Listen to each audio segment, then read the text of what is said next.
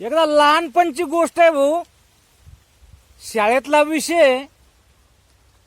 मास्तरनं प्रत्येक वर्गातल्या प्रत्येक पोराला समजून सांगितलं,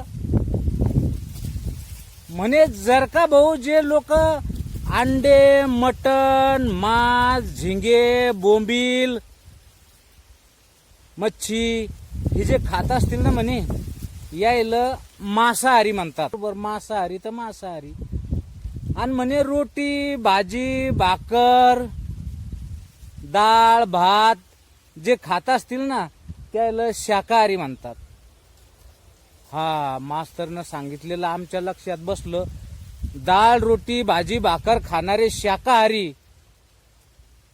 आणि अंडे, मटण, मच्छी, झिंगे, बोंबील हे जे जे खातील ना हे सगळे मांसाहारी.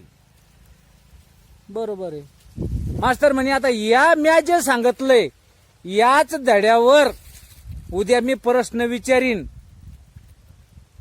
म्हणलं मास्तर उद्या प्रश्न विचारेले, झिंग्या बोंबिलाचं, मटणाचं हे जर काही आलं तर सांगता येईन, डाळ, भाजी, रोटीचं जर काही आलं तर सांगता येईन. पण मधातच एक प्रश्न पडला. मला म्हणलं जर त्या प्रश्नाचं उत्तर उद्या मास्तरनं मागितलं तर मग काय करावं.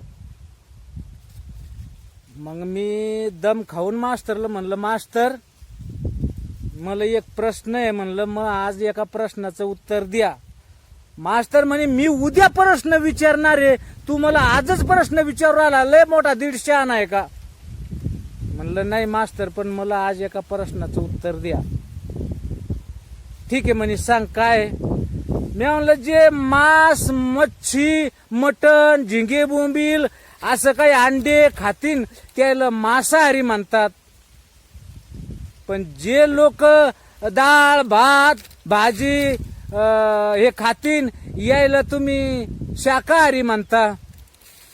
पण जे दूध आणि फळं खातेत त्याला काय म्हणाव. मास्तर म्हणे इकडे ये. मास्तर म्हणलं काहीतरी आता आपल्याला बक्षीस देतेत. मास्तरनं जवळ बोलून घेतलं आणि 2-4 ठोके टाकले हो पाठारात. म्हणे मूर्खा, तुला काय गरज रे असं आडवेस शिरायची. आज तुला जेवढं सांगितलं तेवढं नाही येत का. म्हणजे काय म्हणायला पाहिजे म्हणलं सरी तरी बी. ते म्हण तूच सांग. मी म्हणलं म्हणायला पाहिजे त्याला दूध फळा.